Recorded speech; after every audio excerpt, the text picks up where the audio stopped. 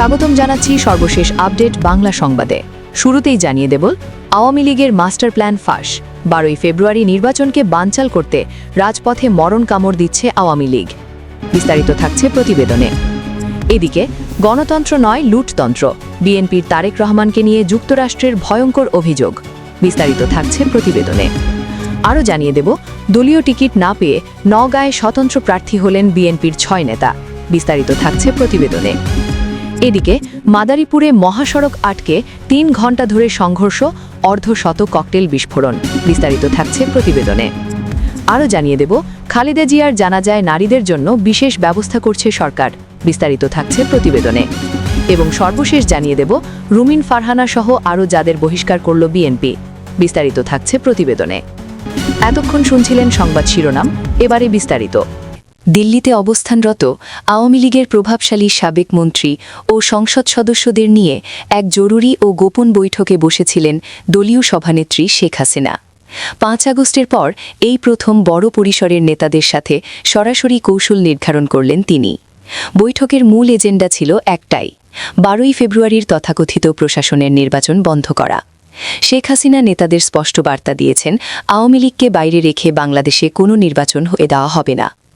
এই বৈঠকের খবর জানাজানি হতেই ঢাকার রাজনৈতিক মহলে শুরু হয়েছে তোলপাড়। নেত্রী কি তবে এবার দিল্লি থেকে চূড়ান্ত যুদ্ধের নির্দেশনা দিলেন? কিন্তু কিভাবে এই নির্বাচন প্রতিহত করবে আওয়ামী লীগ? বৈঠকে 3টি প্রধান কৌশলের কথা উঠে এসেছে। প্রথমত, আন্তর্জাতিক মহলে এই নির্বাচনের অবৈধতা প্রমাণ করা। আমেরিকার সেই 5 কংগ্রেসম্যানের চিঠিকে কাজে লাগিয়ে বিশ্বজুড়ে জনমত তৈরি করা যে আওয়ামী লীগ ছাড়া ভোট মানেই তা প্রহসন।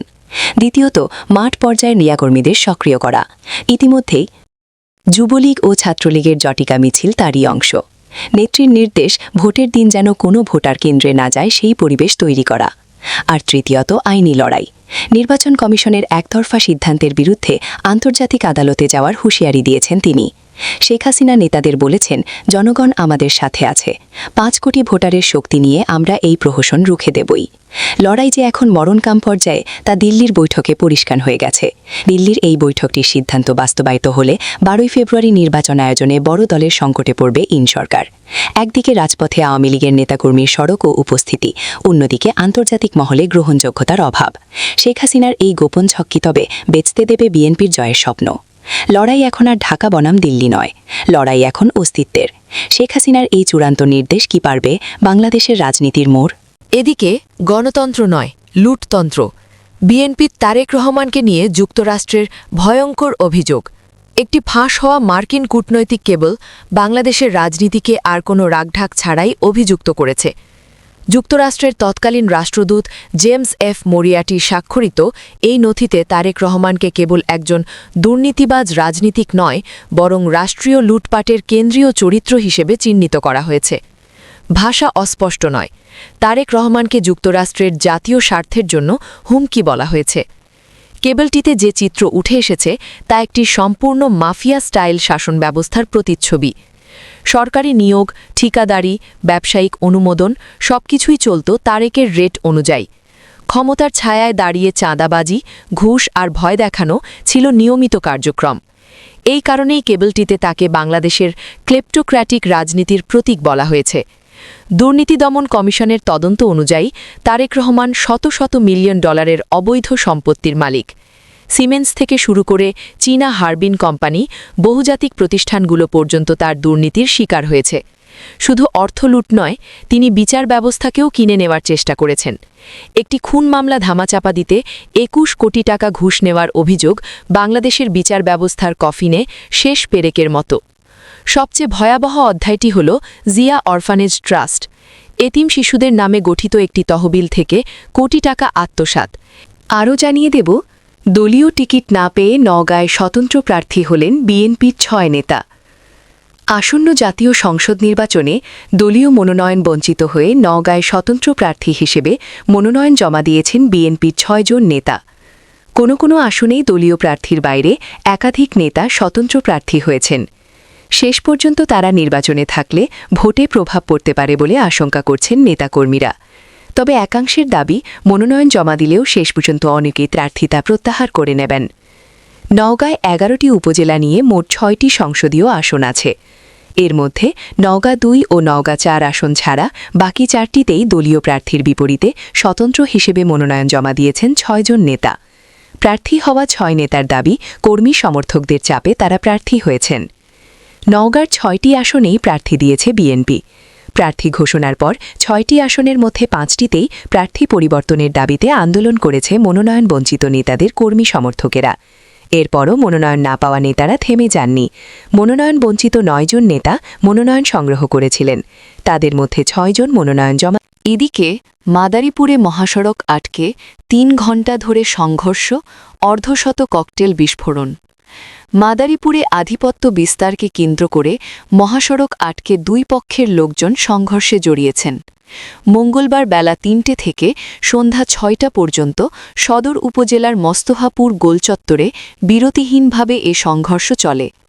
এ সময় অর্ধশত ককটেল বিস্ফোরণ করে পুরো এলাকায় আতঙ্ক সৃষ্টি করা হয়। এতে উভয় পক্ষের অন্তত ১০ জন আহত হয়েছেন। সংঘর্ষে উভয় পক্ষের অন্তত ৬টি দোকান ও ৪টি বসতঘরে ভাঙচুর ও লুটপাট চালানো হয়। সংঘর্ষের কারণে মাদারীপুর চাঁদপুর শরীয়তপুর আঞ্চলিক মহাসড়ক ও ঢাকা বরিশাল মহাসড়কে প্রায় ২ ঘণ্টা যান চলাচল বন্ধ থাকে।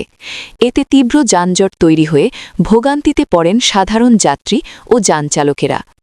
পুলিশ ও স্থানীয় লোকজনের সঙ্গে কথা বলে জানা গেছে, মোস্তফাপুর গোলচত্র এলাকার স্থানীয় ইউনিয়ন পরিষদ ইউপি সদস্য হাবিব হাওলাদার, ইদ্রিস হাওলাদারের সঙ্গে শামচু সর্দার ওরফে কোপা শামচুর আধিপত্য নিয়ে দীর্ঘদিন ধরে বিরোধ চলে আসছিল। সম্প্রতি একটি বিস্ফোরক মামলায় র্যাবের হাতে গ্রেফতার হন শামচু সর্দার। তিনি জামিনে বের হয়ে হাওলাদার বংশের এক কিশোরকে আজ সকালে মারধর করেন বলে অভিযোগ। এরই জেরে দুপুরে দেশি অস্ত্রশস্ত্র নিয়ে আরও জানিয়ে দেব, খালেদা জিয়ার জানাজায় নারীদের জন্য বিশেষ ব্যবস্থা করছে সরকার। সাবেক প্রধানমন্ত্রী ও বিএনপি চেয়ারপারসন খালেদা জিয়ার জানাজা আগামীকাল বুধবার দুপুর ২টায় জাতীয় সংসদ ভবনের দক্ষিণ প্লাজার মাঠ ও মানিক মিয়া অ্যাভিনিউ সংলগ্ন এলাকায় অনুষ্ঠিত হবে। জানাজায় অংশগ্রহণ করতে ইচ্ছুক নারীদের জন্য সরকারের পক্ষ থেকে বিশেষ ব্যবস্থা গ্রহণ করা হয়েছে। প্রধান উপদেষ্টার প্রেসউইং জানিয়েছে, দেশব্যাপী গভীর শোকের মধ্যে সর্বস্তরের মানুষের অংশগ্রহণ নিশ্চিত করতে প্রয়োজনীয় প্রস্তুতি নেওয়া হয়েছে। নারীরা সুশৃঙ্খল ও নিরাপদ পরিবেশে জানাজায় অংশ নিতে পারবে। বুধবার জানাজা শেষে সাবেক প্রধানমন্ত্রীকে শহীদ রাষ্ট্রপতি বীর মুক্তিযোদ্ধা জিয়াউর রহমানের সমাধিস্থলের পাশে দাফন করা হবে। উল্লেখ্য, ৩বারের সাবেক প্রধানমন্ত্রী ও বিএনপি চেয়ারপারসন খালেদা জিয়া মঙ্গলবার ৩০ ডিসেম্বর। এদিকে রুমিন ফারহানা সহ আরও যাদের বহিষ্কার করল বিএনপি। দলীয় সিদ্ধান্ত অমান্য করে সাংগঠনিক কর্মকাণ্ড পরিচালনার অভিযোগে বিএনপির জাতীয় নির্বাহী কমিটির সদস্য মুহাম্মদ গিয়াসউদ্দিন, নির্বাহী কমিটির সহ আন্তর্জাতিক বিষয়ক সম্পাদক ব্যারিস্টার রুমিন ফারহানা সহ ৯ নেতাকে বহিষ্কার করেছে বিএনপি। আজ মঙ্গলবার ৩০ ডিসেম্বর এক বিজ্ঞপ্তিতে বিএনপির সিনিয়র যুগ্ম মহাসচিব অ্যাডভোকেট রুহুল কবির রিজভী এ তথ্য জানান। বহিষ্কৃত ব্যক্তিদের মধ্যে রয়েছেন বিএনপির জাতীয় নির্বাহী কমিটির সহ আন্তর্জাতিক বিষয়ক সম্পাদক ব্যারিস্টার রুমিন ফারহানা, জাতীয় নির্বাহী কমিটির সদস্য মুহাম্মদ গিয়াসউদ্দিন, মোহাম্মদ শাহ আলম, হাসান মামুন ও আব্দুল খালেক। এছাড়া কেন্দ্রীয় ছাত্রদলের সাবেক সভাপতি ও বাংলাদেশ হিন্দু বৌদ্ধ খ্রিস্টান কল্যাণ ফ্রন্টের মহাসচিব তরুণ দে, ঢাকা